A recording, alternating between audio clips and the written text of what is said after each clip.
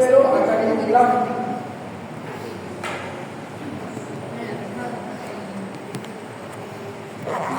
Yo tengo que algo muy importante del volumen residual. El volumen residual es una reserva, en este caso, es una reserva en este caso que nunca se va a poder expulsar. Tú puedes hacer una inspiración, un volumen inspiratorio de reserva, o sea, forzada, así como una expiración forzada. ¿Correcto? ¿Qué vendría a ser el volumen vital? ¿Saben? Volumen corriente. Volumen corriente vital. Es lo que están haciendo ustedes ahorita. Respirando normal sin esfuerzo. ¿Correcto? Lo están respirando normal. Eso es basta. Eso equivale aproximadamente a 500 mililitros. Bueno, en este gráfico ahí están las cantidades. Sí hay cantidades. ¿Ya? Cada uno de estos valores tiene una cantidad, un número, un porcentaje. Ninguna vez se preguntan eso, pero puede venir, ya, si es que vean cada uno un porcentaje. Ahora, el volumen vital es el volumen corriente, que tú respiras comúnmente. Ahora, si yo respiro comúnmente, yo puedo agarrar ese, puedo hacer esto, ¿cierto? O sea, a lo que estoy respirando normal puedo meter más aire, ¿cierto? A eso se llama volumen inspiratorio de reserva, o volumen forzado, ¿no? Inspiratorio, hago esto. Luego, comienzo a botar todo. Más de lo que puedo botar es el volumen expiratorio de reserva o forzado. ¿Correcto? Entonces, si te das cuenta, yo todo esto puedo mover, pero siempre va a quedar una reserva. Nunca se bota todo nada. Que se llama volumen residual. ¿Cómo te preguntan por el volumen residual? Que es bien bonita la pregunta. Esta pregunta que es una papayita.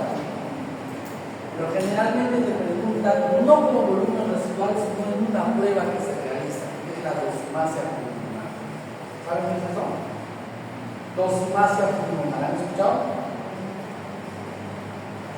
¿Alguna vez ha visto en la noticia murió ahogado en la playa? Se fue a Caguas, a Pisco, no sabía nadar, nadaba sobre el mar, se lo llevó. ¿Qué hacen los médicos forenses? Llega la muerte. Llega la muerte. Hay que saber si efectivamente murió ahogado o lo mataron, luego lo tiraron. ¿Captan la idea? Para eso se hace la dosimasia. ¿Cuándo pierdes la dosimasia residual? ¿Cuándo lo pierdes? Cuando te ahogas. Bien, entonces, ¿qué hace el forense? Le saca el pulmón, corta un pedacito de pulmón y lo pone al agua. Si flota, ¿qué quiere decir? No, a este lo mataron, luego lo botaron. ¿Correcto? Si por el contrario no flota, se hunde, no, este murió ahogado. ¿Me van a entender? Ahí te preguntan por el volumen residual. Te ponen paciente, en un caso muy importante. ¿Correcto? Ahora, una vez que conocemos los tres volúmenes, van a salir capacidades. ¿Correcto? También te preguntan, ¿a qué se refiere capacidad vital? ¿Qué es la capacidad vital? La suma del volumen inspiratorio de reserva, volumen vital y volumen de reserva expiratoria. Los tres te hacen la capacidad vital. ¿Por qué capacidad vital? Porque es todo lo que podemos mover. ¿Correcto? Todo lo que podemos. ¿Qué es la capacidad pulmonar total? Los tres de acá más el volumen residual, o sea, esto. ¿Entiendes? Hay otro que también puse aquí, la capacidad de residual funcional. ¿Cuál es? Volumen expiratorio y volumen residual. Hay lo que es capacidad inspiratoria. Es volumen inspiratorio como volumen vital. ¿Correcto? Entonces las preguntas son: ¿qué es capacidad total? ¿Cuál es el valor de la capacidad total? Ahí te va a decir 5.800, la mitad de la centímetros. ¿Ya? Entonces te va a decir, ¿qué es la capacidad inspiratoria? ¿La suma de quiénes? Hay que saber cuál es. Básicamente en eso van las preguntas. ¿Ya? Cuando te preguntan por el volumen de reserva, siempre te van a poner un caso clínico de la persona ahogada. ¿Ya? Fácil, sencillo. Continuamos.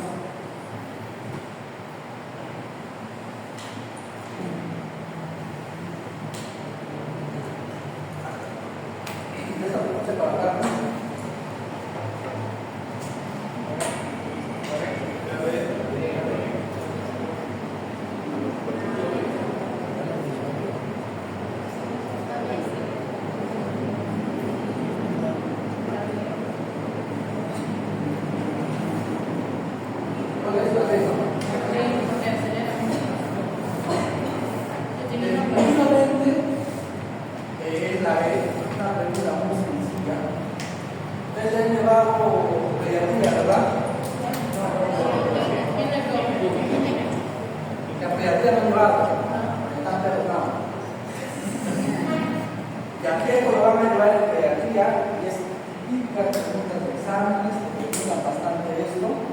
Y adicionalmente también te va a servir para tu cero.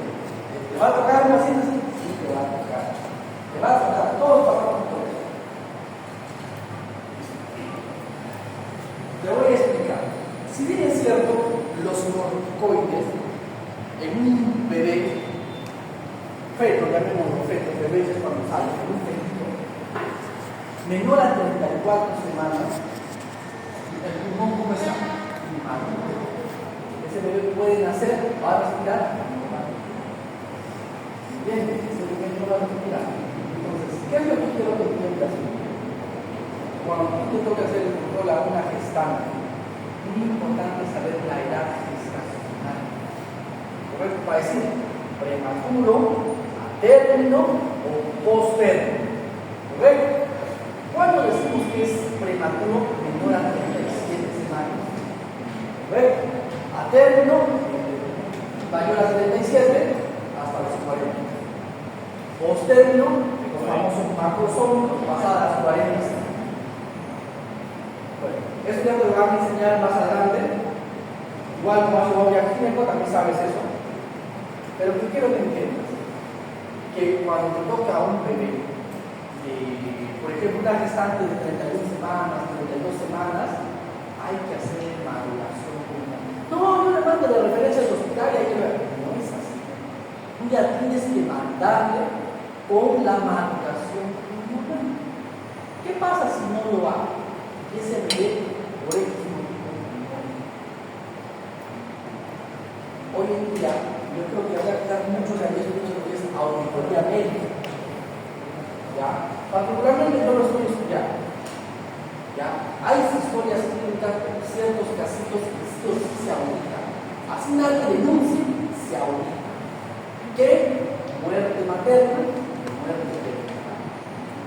Eso sí o sí se audita. No importa lo que pasó, no importa.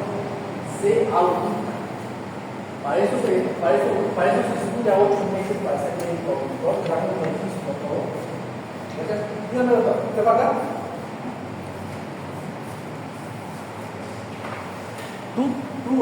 Esa historia clínica se audita. Cuando se audita una historia clínica, chicos, se ve quién es el responsable, quién falta. ¿Correcto? Y hay, no es que yo le pongo el número de historia clínica porque me da la gana, que hay reglas, el ministerio ha establecido reglas. Dígame, doctor. Usted mencionó sobre la gestante de 31 semanas, ¿era la maduración que dijo? Ahora lo voy a explicar, sobre la maduración pulmonar. Ahorita lo voy a explicar. Entonces, lo que quiero que entiendan es que las historias clínicas se auditan. Como se auditan, si tú no hiciste esa maduración pulmonar, probablemente seas responsable. ¿Ya? Y hay que pagar una reparación muy grande, son reparaciones. Por ejemplo, eso me pasó en el infarto, el suero.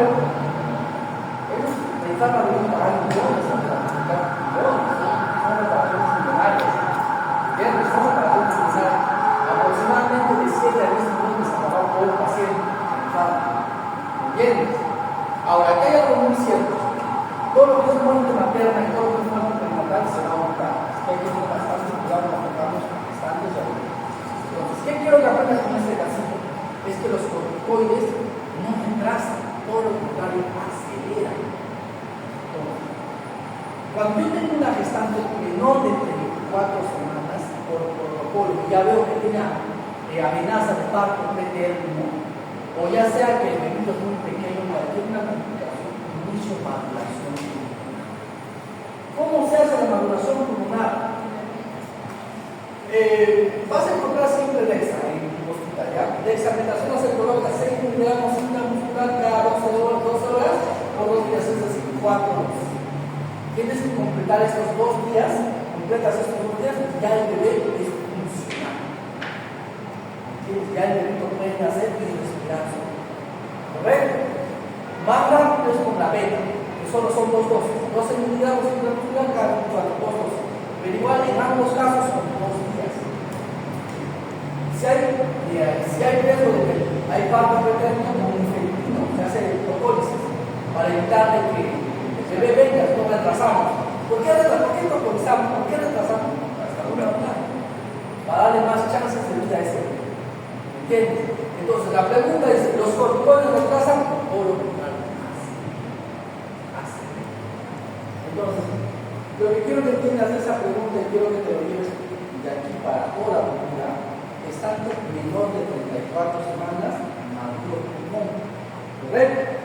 35, 36, ya no es prematuro. Si es prematuro, porque ya no se madura. El corte es 34. ¿Estamos claros? ¿Lo piensan? Luego no quiero que me auditar ninguna de sus historias ustedes, por favor. A ver, ¿qué dice ahí? No te preguntas cerradas.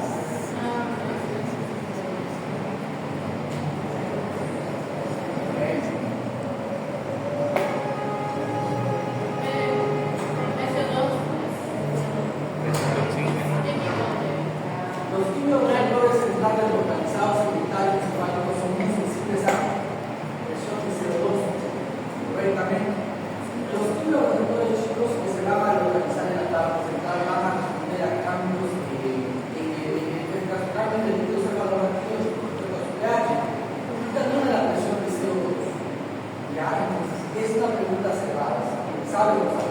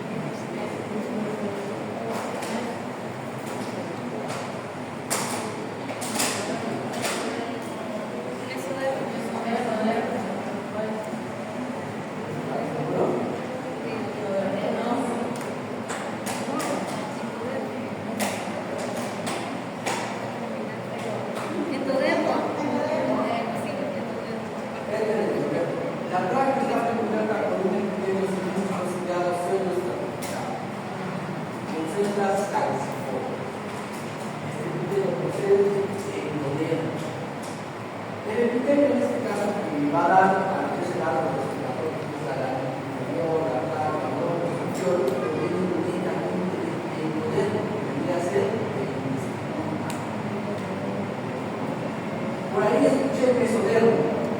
¿Tienes el mesodermo visceral?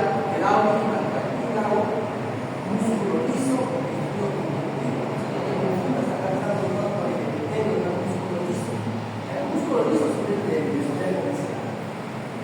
¿Correcto? El mesodermo luego lo saco mal y lo meto a la película. Como acá ya la pregunta está respondida, pero la película.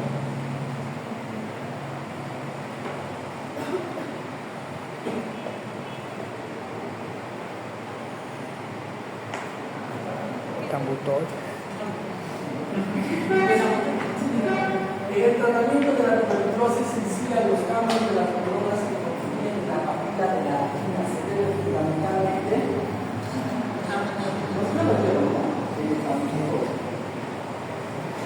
esto también es famoso cuando estamos por eso, porque sí o sí van a tratar pacientes con TED, ya pacientes con TED, creo que es lo que se necesita.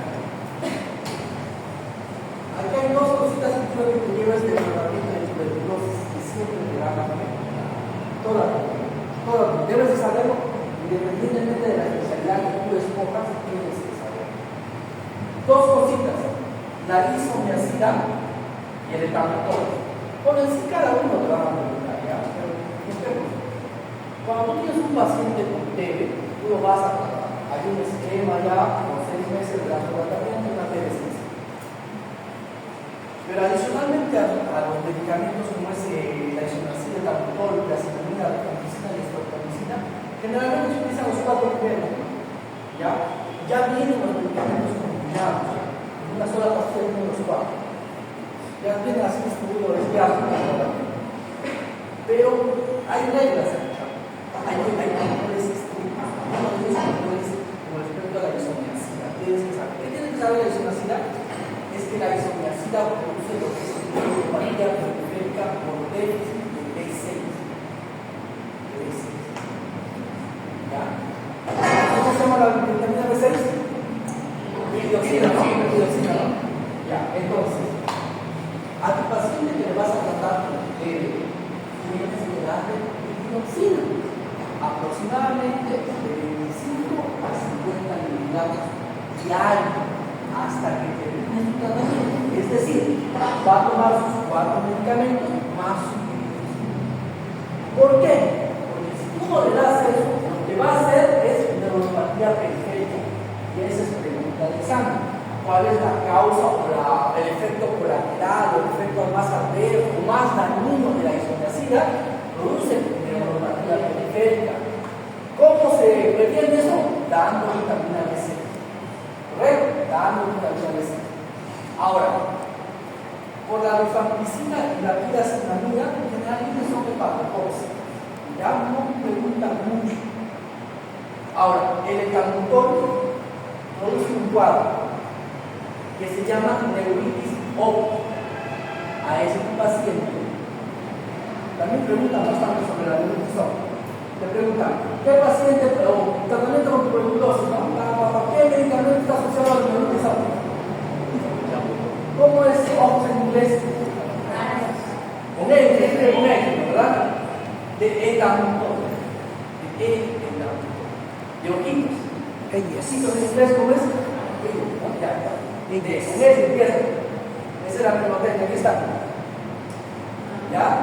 Entonces, ¿cuál es el principal efecto adverso de esta neuritis? Por eso es que a tu paciente, en este caso, que le vas a tratar por tuberculosis, siempre hay que preguntarle si no le está viendo un cambio de coloración en la visión, eso es fundamental. No te puedes.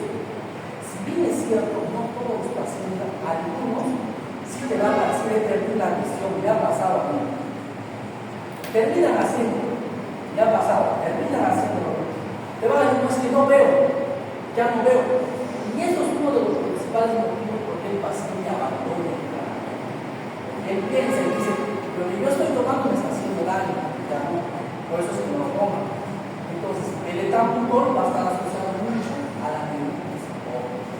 ¿Correcto? Y la isoniazida, no tú dices a la neuropatía periférica, pero esa sí se puede predecir con B6.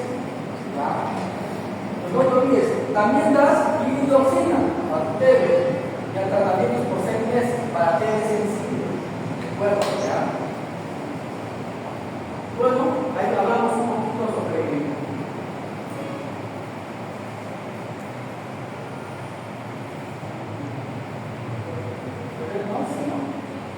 el etalmutol puede producir neuritis óptica. ¿Qué síntomas puede ocasionar? Hay depresión borrosa, pérdida de la agudeza visual, difusión de rojo de y el paciente dice, ya no veo. Le va a decir eso. ¿Por qué no quiere verlo? Porque si ya no veo, no veo. Pues hay que ver y hay que mandarle en este caso al paciente a un interconsulta neuro, tal, no tiene que estar bien, hay que ver cómo es el manejo. Bueno, acá dice suspender comunidad de síntomas visuales puede ser reversible si se detecta temprano.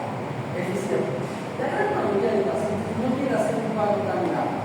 Generalmente cuando ustedes suspenden se etalmutol, ya veo, ya responde mágicamente, algo así. Ya entonces, ¿cuál es el tip? Recuerden que siempre hay que estar preguntando, ¿ya? Y lo que es con respecto a la neuritis se va a preguntar siempre por el campo. Entonces son preguntas clásicas que salen hasta en residencia de abajo. ¿Ya? No te olvides, ¿ya? Continuamos.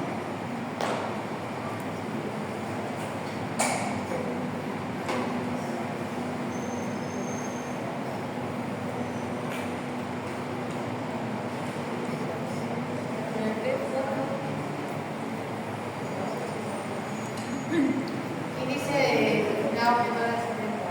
Es la relación, ¿verdad? Bueno, aquí hay muchas cositas que trabajar cómo hacer esto. Vamos a ir. Cuando tú haces una espirometría, porque estás detectando un patrón, ¿ven? Generalmente no son objetivos, por ejemplo, el ácido, esto es algo que van a ver. ¿Y qué consiste en esto? Porque saben, me hace soltar una palabra. ¿Qué te dice que es normal cuando en este caso es mayor o igual a 70? ¿Correcto? Es patológico, ya no estamos en un sopa, no es menor que 70. Ahora, cuando tienes tu espirometría, se van a dar. ¿Correcto? Pero recuerda, aunque tú me sepas cuándo es normal y cuándo es patológico, vas a sacar a un poco. ¿Por qué? Porque es bien difícil que te pregunten, te voy a poner por ejemplo patrón de 50. Ya sabes que hay una obstrucción, probablemente sea un asmático, un diagnóstico ya. Pero el corte está muy bien, o sea, el corte 70. Aprende el corte 70. Ahora, si es cierto, puede haber leve, moderado y severo. ¿Ya? En algunos se considera 80 chicos, pero con síntomas. ¿Ya? Pero generalmente de 50, 79, 70, hay decir leve, moderado, severo, muy severo. Lo revisas el cuadro. Pero lo que quiero que te lleves de este cuadro es el corte 70. Menor a 70 hablamos de un patrón objetivo. Generalmente sale. Cuando te pregunten o te pongan un caso clínico, te van a poner índice o espirometría o la relación, te van a poner.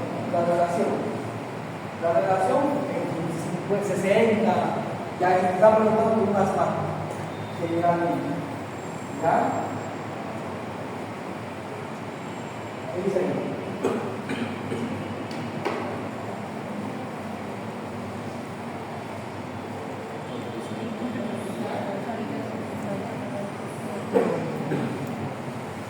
¿Cuál de los siguientes músculos de la pared torácica contribuye a incrementar el volumen de reserva respiratoria? Mira, aquí hay esta pregunta yo hice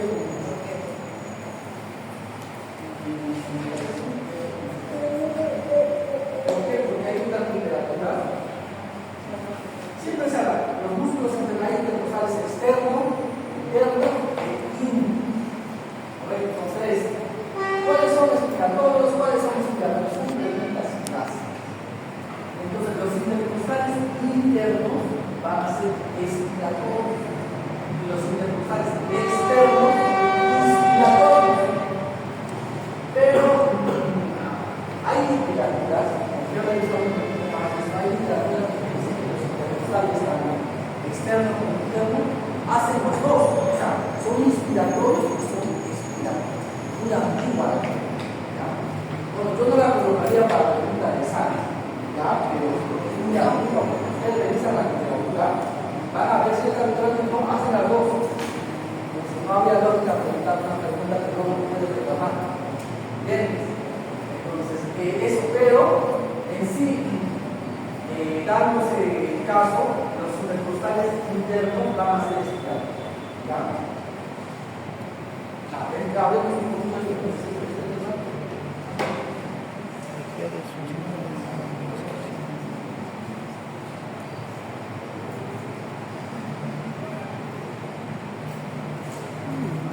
¿Cuál es?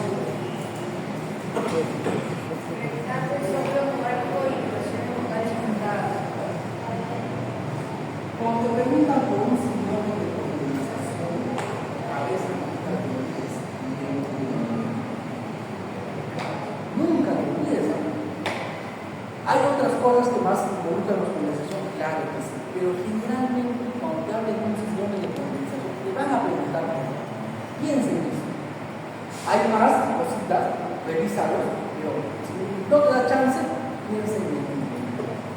Cuando te van a preguntar por neumonía, siempre te van a poner esta palabra estrella, crepitantes. ¿Correcto? Crepitantes. Tú lees, fiebre, tos, amputación, crepitante. En tus cabezas es neumonía, hasta que se muestre lo contrario. ¿Correcto? Entonces, obvio que hay una triada clásica, que es el vasovagárico y vibraciones vocales aumentadas. ¿Ya?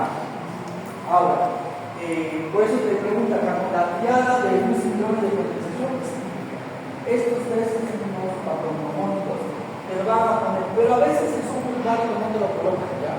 Porque a veces lo obvian y a veces sí.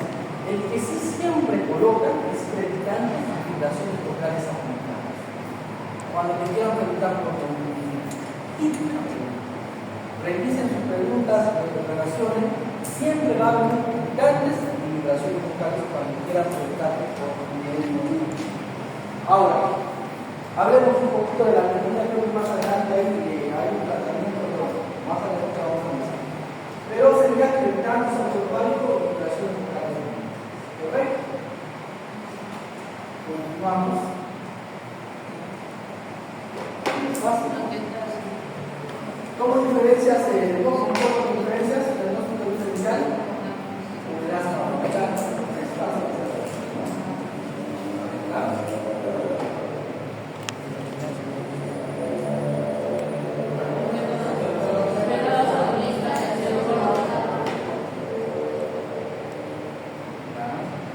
¿Por qué no es reaccionar? Yo sé que la sabe, ya sé. ¿Por qué no puede ser reaccionar?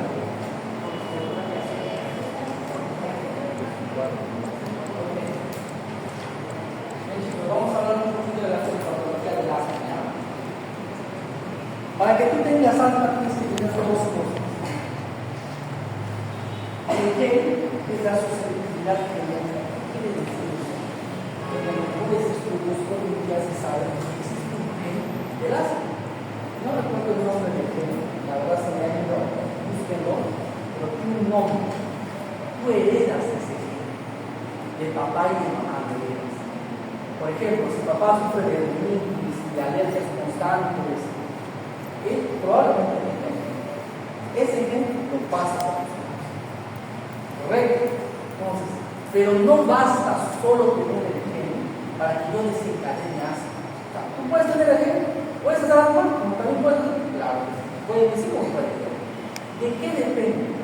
En este caso, necesitas el gen y necesitas un estímulo. ¿Qué es el estímulo? El medio ambiente, por ejemplo.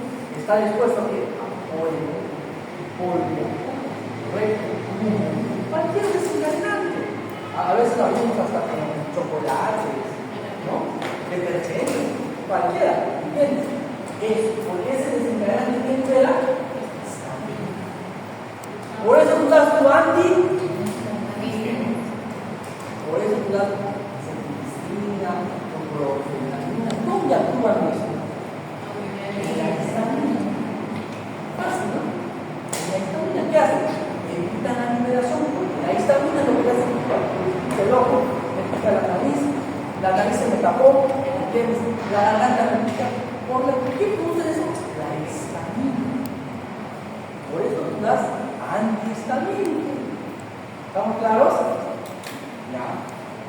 Cuando fui a dar antihistamínicos, chicos, de la bióloga de los antihistamínicos, en menores de 2 años no se usan. No, que yo le doy ceticina, levocetirizina, deflorada, no se usa. La guía dice bien claro que en menores de 2 años, y ya nosotros si pasamos un poquito, solo se le pone ahorita con sal, que es un nombre verde, no usan muchas cosas. Correcto, no se usa. Menos la clorfenamina. Ya lo verdad. En ese caso sería el niño bebé. Claro, es agua con sal, no lo es. El motivo es normal, se les explica eso a las mamitas, se les explica. Ahora, menos la clorfenamina. La clorfenamina, a diferencia de todos los antihistamínicos, que se atraviesa barreras hematoencefálicas. Por eso produce sueño. Me he tomado un panadol de un barco. Les voy a explicar por qué. Por clorfenamina que atraviesa tu barrera hematoencefálica y produce sedación y sueño. Si no quisieras un antihistamínico que no te produzca sueño, vas a la ceticlina, levocetirizina, o loratadina, desloratadina, segunda y tercera clase. Hay cuartas, una fexofenadina, si no quiero. Entonces, básicamente, tú tienes histamina y una susceptibilidad. Esos dos componentes, si tú sabes que para tener asma, tú tienes que tener la susceptibilidad genética. Ese que tiene su nombre, un estudio, no me acuerdo, y la histamina, que es el desencadenante, sabe que desencadena el asma. Así se desencadena el asma. Ahora, yo te pregunto acá, tú me dijiste beta 2 agonistas de acción por ¿cuál es el salbutamol? El salbutamol actúa en un promedio de 4 horas, si no se va perfecto, lo se llama de acción corta, pero comienza a actuar inmediato, a los 20 minutos más que van a actuar. ¿Correcto? Pero su efecto solo dura 4 horas y luego desaparece. ¿Cuál es el tratamiento del asma? Salbutamol. ¿Cuál es el tratamiento del asma? ¿Cómo?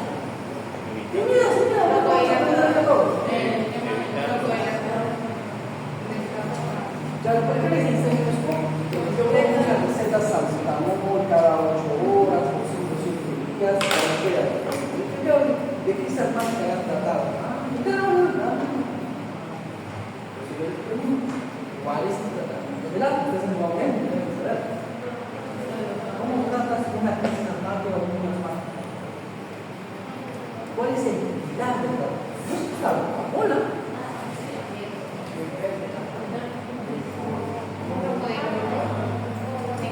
Pero ¿por qué no salbutamol? O a veces damos como la. Depende de dónde esté. Si tenemos cardiólogos, hay niveles, severo, moderado, independientemente de eso.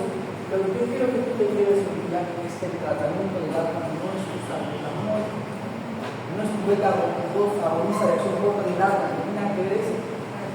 Pero llega la emergencia y nosotros ponemos eso. Es que eso solo es sintomático. Trata síntomas. Pero ¿quién controla el asma? Pero el control para que pueda controlar el asma requiere aproximadamente de 3 a 4 meses. Por eso, mientras el corticoide está demorándose en actuar, tú le estás dando tu salbutamol para que no te haga una crisis. Pero eso no es el tratamiento. El tratamiento es el corticoide. Generalmente usamos prednisona. Entonces, yo quiero que aprendas esto. Cuando tengas un pacientito con asma, ya lo sabes. en caso de niños, no se puede usar el corticoide. Prednisona. Tengo entendido que usan el Montelukast. Ya, el Montelukast es terapia más avanzada. Eso sí, somos ya inhibidores de la inmunoglobulina D, si no me equivoco. El Montelukast. Actúan exclusivamente en inmunoglobulina más específica. Ya, son terapias biológicas, son más avanzadas, más sofisticadas. Pero generalmente nosotros llevamos la regla del oro, que es el corticoide. Pero sí, el Montelukast es una terapia mucho más avanzada para el asma, el diasístole. ¿Ya? Pero lo que quiero que entiendas esto, chicos, es que cuando tú tratas tu asma, lo tratas no con indicador. Ya te expliqué. ¿Por qué ocurre el asma? ¿Cuál es el fisiopatológicamente? Si tu bronquio es así, se hace así. Se encoge. ¿Y eso cómo se llama? Broncoconstricción. ¿Y qué hace el beta 2 agonista? Broncodilata. Esa es su opción. Es lo único que hace. ¿Por qué el pecho silba? Porque se encoge. Es como un pito, ¿no? Cuando es delgadito, silba, ¿no? Es igualito. Por eso es que el bronco al encogerse silba. Por eso es que nosotros a eso lo llamamos sibilancias. ¿Ya? Y cuando te pregunten un caso clínico de asma, siempre te van a pedir, chicos, sibilancias.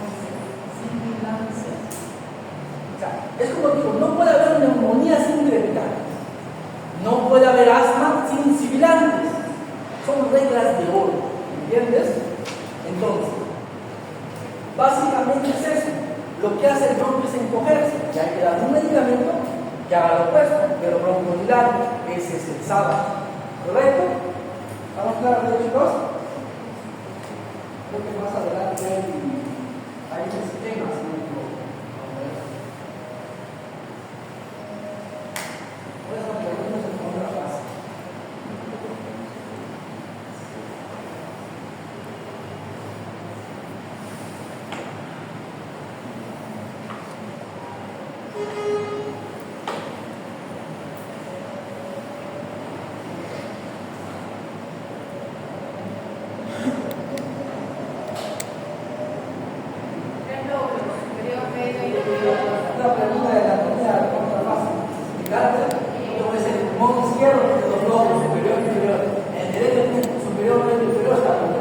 alza, ¿no? Pero si te das cuenta, básicamente, ¿por qué se sabe? Es muy interesante, ¿ya? Porque te das cuenta que básicamente la pregunta está aquí nada más, la respuesta. Porque mira, un varón de 40 años que acude de emergencia por fin te presenta con un caso clínico, ¿no? 39 grados, estaciones post-productivas con distinto amarillento, el dolor torácico que aumenta la respiración al examen, taquidia, creditantes localizados en el tórax. ¿Qué cosa que se puede hacer? Neumonía. Ya les he dicho, ¿ah? Esa es una neumonía, pero no te está preguntando la neumonía, ¿no? Pero si quisiera preguntar cuál sería el diagnóstico, ¿cómo diagnostico neumonía? A la neumonía le van a poner fiebre. Fiebre, ya te dije. Tú ves que antes neumonía y se acabó el problema. Si le ponen fiebre, cañón, todavía más fácil, ¿entiendes? Entonces, ¿qué dice? En la radiografía toda se describe consolidación, síndrome de consolidación habíamos hablado, ¿te acuerdas? Compatible con neumonía localizada. En el lóbulo medio derecho. Con base en la neumonía te preguntan, ¿no? ¿Cuántos lóbulos somos? Superiormente inferior. ¿Correcto? Pero básicamente esa pregunta es para que te des cuenta cómo se pregunta por una neumonía. ¿Qué te está haciendo una neumonía? Creo que ya le daba la pregunta, ¿no?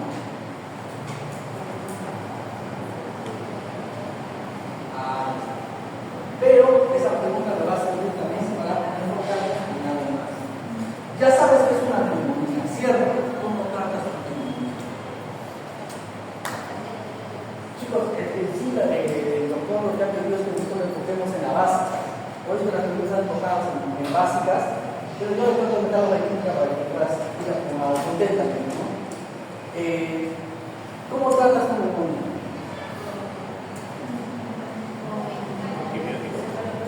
¿Han escuchado sobre la escala Q65? Busquen la Q65. Busquen la plena de Q65.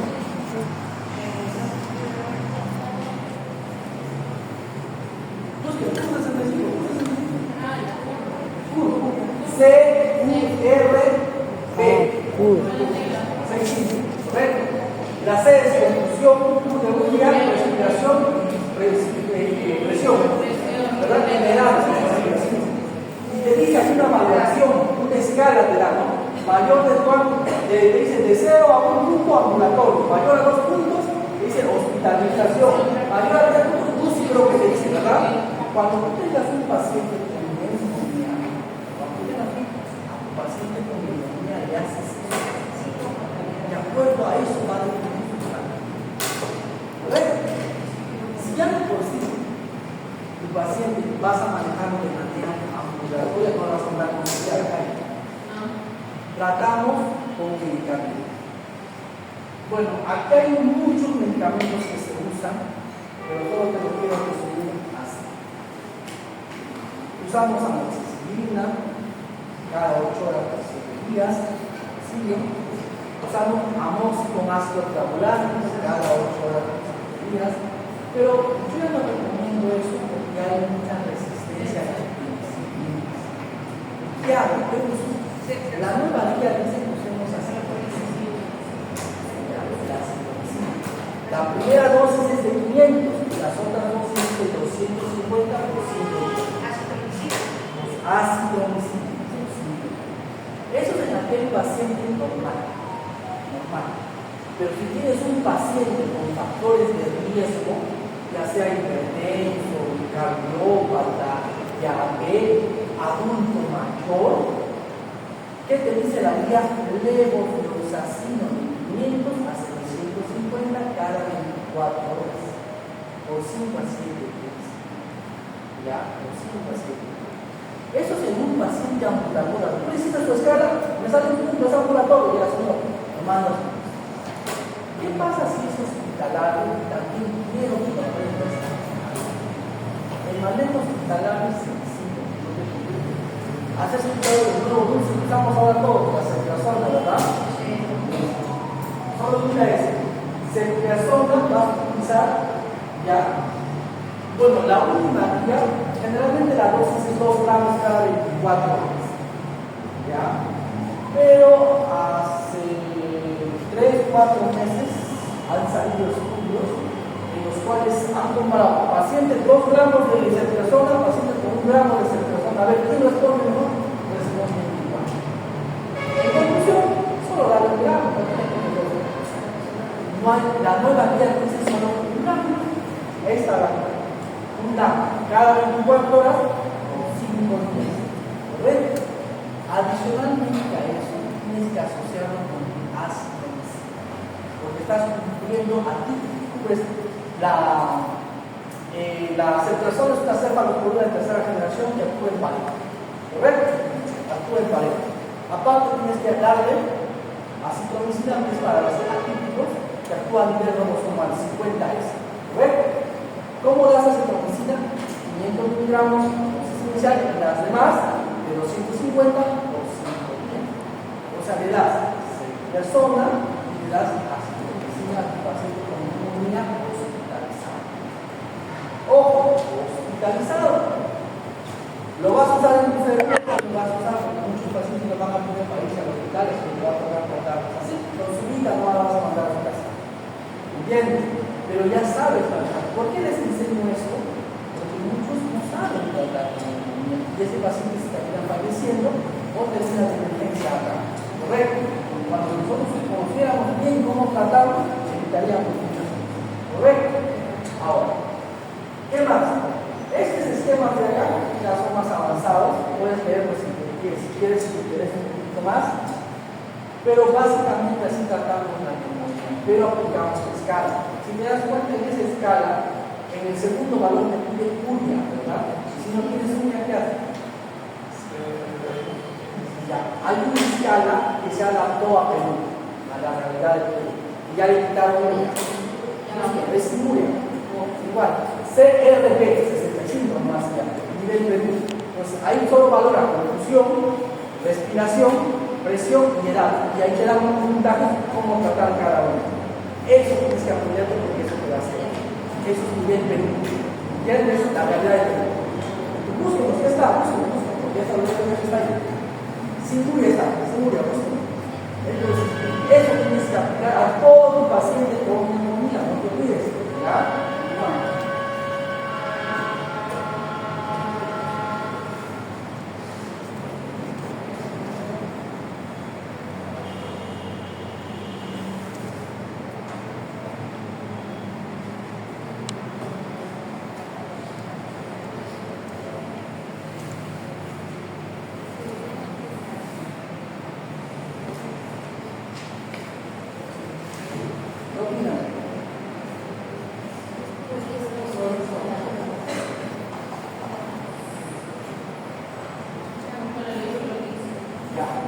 Mujer de 19 años con antecedentes de asma desde la infancia llega con disnea súbita tras exposición al alcohol. Ahí está desencadenante, prefiere el pecho apretado, toser y dificultad para expulsar el aire. Al examen, uso de musculatura accesorias, llanzas difusos y expiración prolongada. El médico explica que la causa principal de dificultad tanto para expirar es la reducción del calibre bronquial. Ya te lo había explicado también. Por contracción de una estructura de largo respiratorio. ¿Qué estructura se contrae directamente? ¿Qué es lo que se contrae?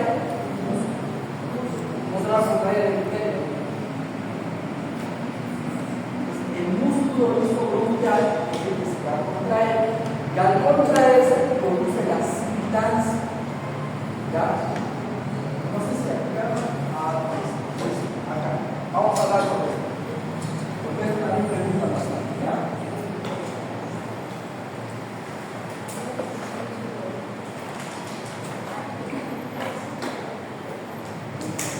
Tienes que aprenderlo, sí o sí lo vas a manejar.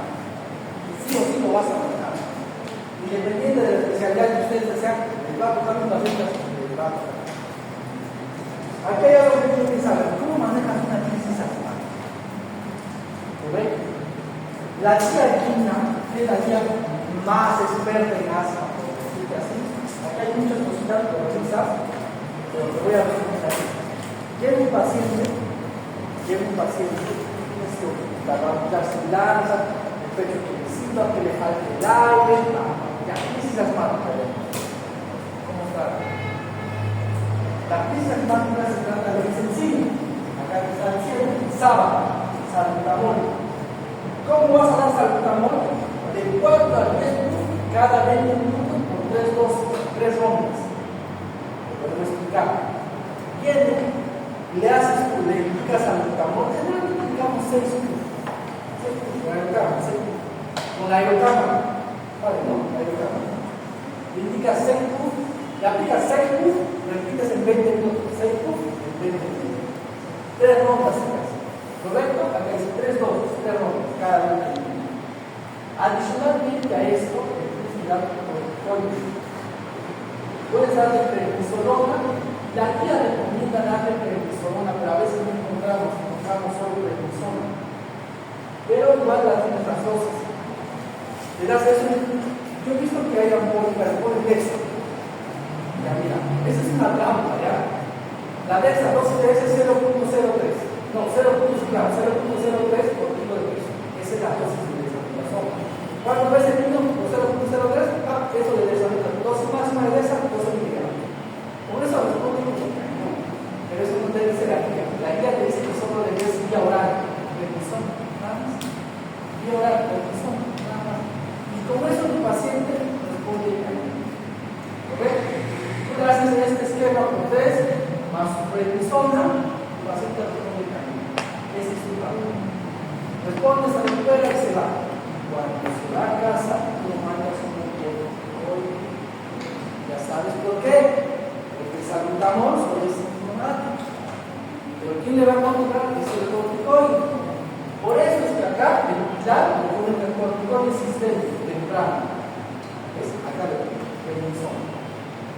Ahora, a este paciente de alguna manera no se necesita para una evaluación. Pero básicamente lo que quiero que aprendas de este cuadrito es los PUF, la frecuencia de PUF y la dosis de la prednisona. ¿Correcto? Con esas dos te van a hacer. Sí o sí. Sí o sí te van a hacer.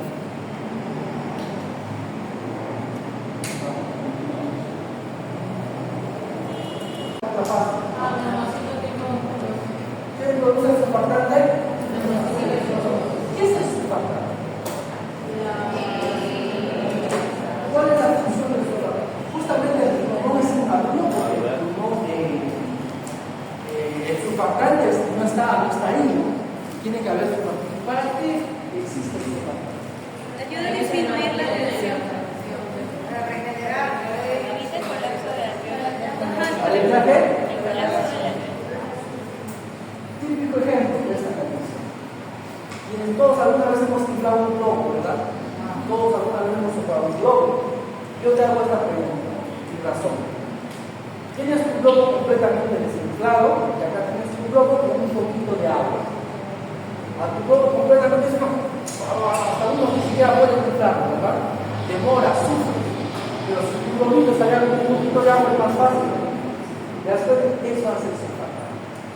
Evita el colapso y facilita la expansión del pulmón. Correcto. Ahora, los neumocitos tipo 2 son los responsables. En cambio, el neumocito tipo 1 generalmente participa en la difusión, o sea, en el intercambio. Nada más. Más no en su producción. Correcto. Y ahora, ¿qué pasa? Los pulmones de un bebito están llenos de líquido. Están llenos de líquido. ¿Ya? Entonces, por eso es que el Diosito agarró y hizo que el bebé naciera por el canal vaginal, porque el canal vaginal ¿qué hace? Presión mecánica, y esa presión mecánica expulsa el líquido de los pulmones. Por eso es que algunos bebés, si ustedes tienen algunos pequeñitos, como les ha pasado, han nacido todo su control perfecto. Nace 39 semanas perfecto, pero a los 3 días está intubado con signo. 4 días se recupera. Se llama taquicardia transitoria del recién nacido. ¿Por qué? Porque no tuvo el impulso mecánico. Entonces, las cesáreas buenas o malas. Van a ser las malas, ¿no? Y este es más natural. Diosito no agarró y dijo: no voy a dar las cesáreas son para la emergencia. El parto actual tiene importancia en la respiración,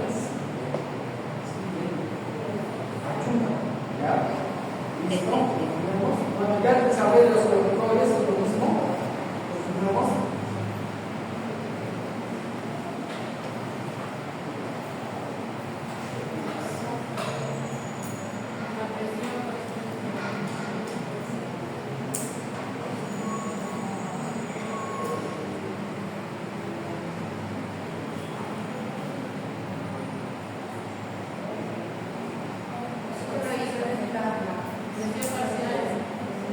El oxígeno está disuelto del plasma, ¿cierto?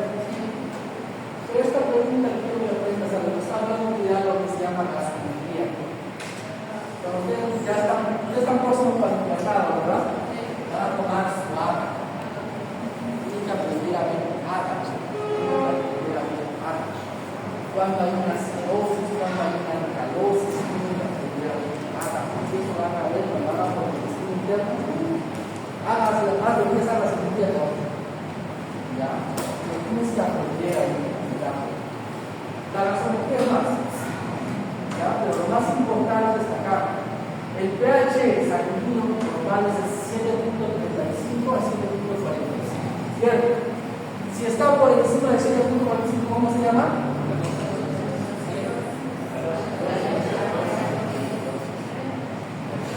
Ácidos. ¿Cómo?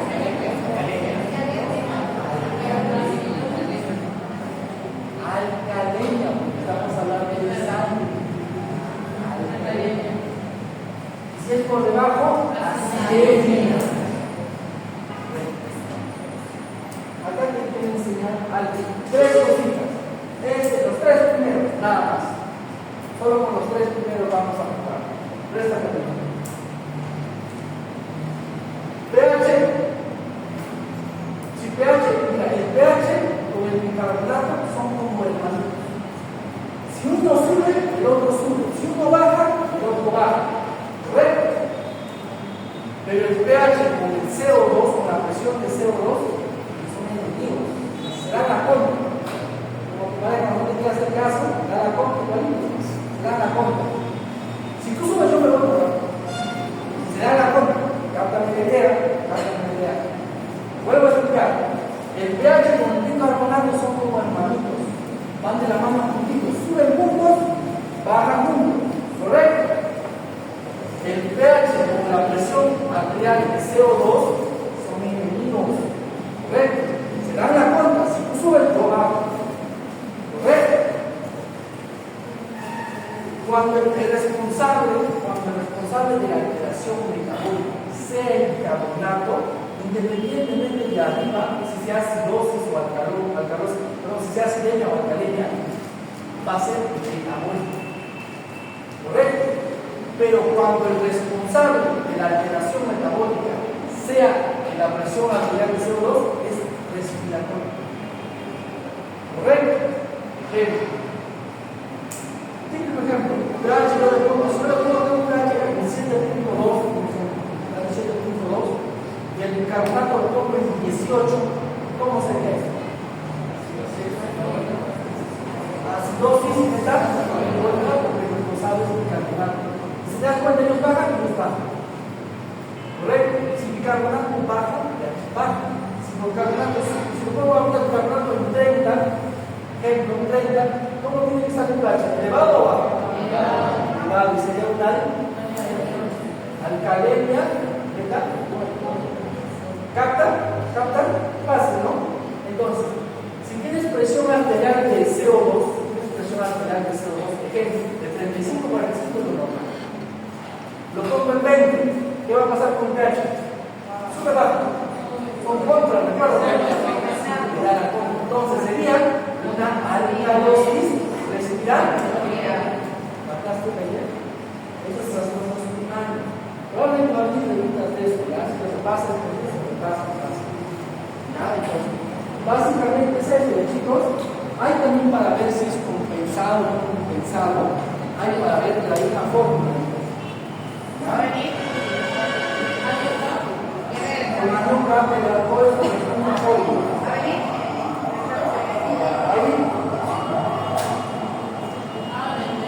Siempre. ¿Cuál es la respuesta?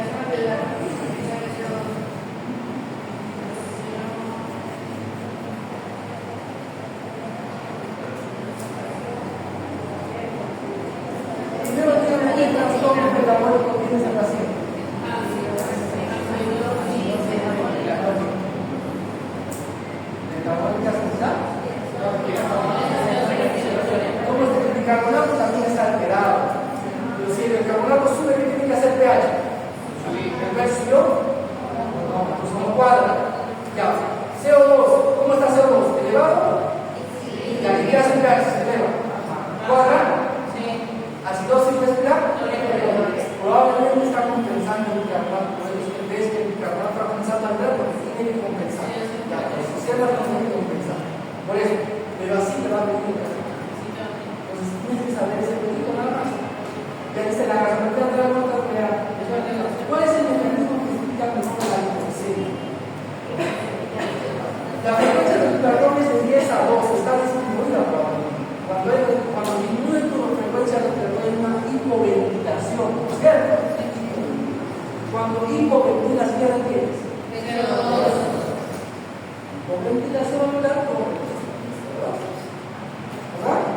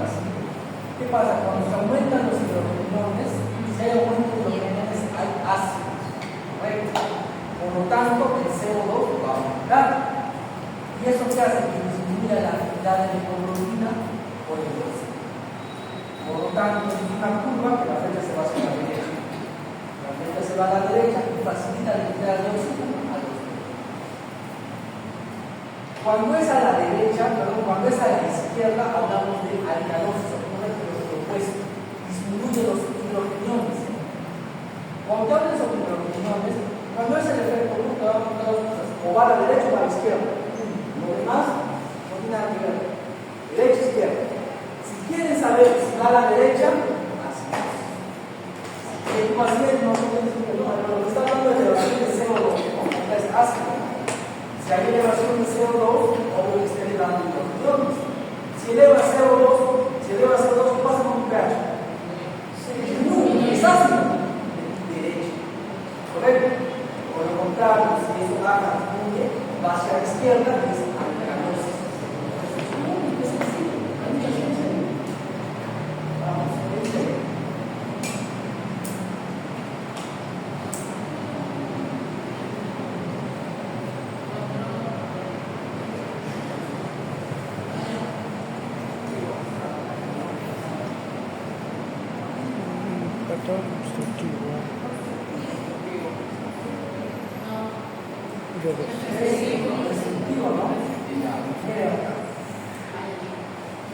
Este gráfico lo explica todo. Y acá tienen muchas preguntas. Vas a poner tres cosas: obstructivo, restrictivo, mixto. ¿Correcto? Y luego te van a dar estos tres valores. Siempre te dan los tres valores. Te van a dar sí o sí. Te van a decir que está alto, está normal o está distribuido. ¿Correcto? Cuando yo te quiero preguntar por un patrón obstructivo, básicamente la relación está distribuida. ¿Correcto? Eso va a ser. El volumen total respiratorio forzado, normal. ¿Correcto? Y el volumen respiratorio forzado en el primer segundo, bajo. Eso te van a decir. ¿Tienes que memorizarlo? Sí. Tienes que memorizar ese cuadrito. Porque las preguntas van a base a eso. Te van a poner, paciente de ya. Te van a decir ya. ¿Qué pasa de la relación? El FEB1, el FEB1, o FVC, te van a poner. La relación 1 te van a poner normal, alterado, disminuido, bajo. Es lo único que te pone. Ahí está la pregunta. Disminuido, alterado, ¿cierto? Pero básicamente, si es restrictivo, la relación es normal, pero los otros dos disminuyen. ¿Correcto? Disminuyen. Si es mixto, todo está bajo.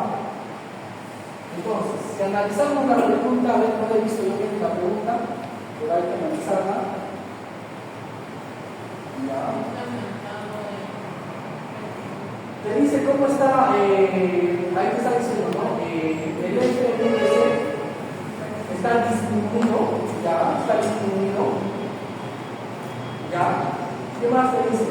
El FMI también está disminuido, el FMI está disminuido, pero la relación está normal, o sea, cuadra con la doble strip y lo mira. Dice que el FMI normal. Le está diciendo acá que lo que es el volumen total expirado forzado disminuido, pero la relación normal. Pero digo eso acá, restricto. Entonces, ¿qué es lo que quiero que entiendan? Es que este cuadrito que tienes que utilizar. Porque así como te puse una pregunta acá que es restrictivo, te lo cambio un mes, sale restrictivo, o te lo cambio un acá, sale mismo. Pero si tú te sabes este cuadrito o esta relación, la pregunta. ¿Estamos claros? Ha sido una buena pregunta, ¿ya? Vamos. Vamos a probar.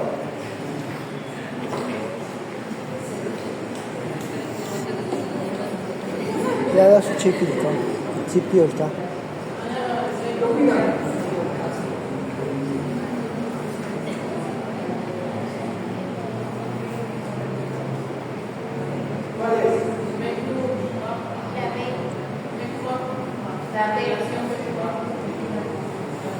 Todo básico. Paciente de 20 años llega por crisis asmática, disnea, tos, sensación de opresión torácica, está ansioso con respiración difusa, expiración prolongada y hipoxemia que mejora la administración. El médico explica que en las zonas donde hay broncoconstricción, la ventilación alveolar cae, mientras la perfusión puede mantenerse relativamente. ¿Qué alteración de ventilación, perfusión, en este caso predomina en estas regiones?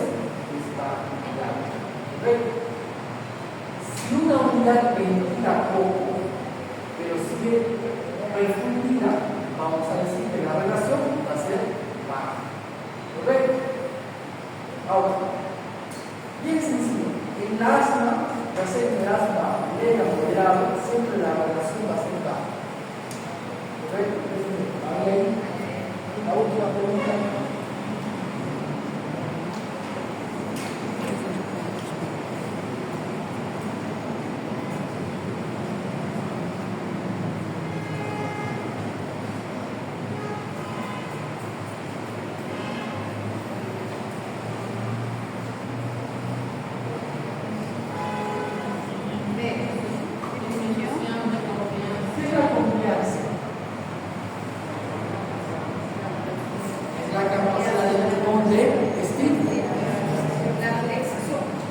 Varón de 55 años con diagnóstico de fibrosis pulmonar. ¿Cómo es un pulmón fibroso?